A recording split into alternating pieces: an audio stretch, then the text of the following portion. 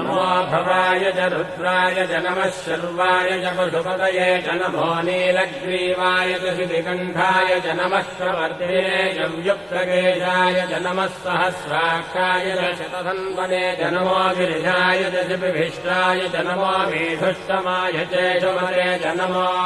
ह्रस्वाय च वामनाय च नमो बृहते च वर्षीयते च नमो वृद्धाय च संवृद्धने च नमो अग्र्याय च प्रथमाय च नमो आशवे चाजिराय च नमः शीघ्रियाय च शीघ्राय च नमः ऊन्याय चावस्रन्याय च नमः स्रोतस्याय च द्वीत्याय च नमो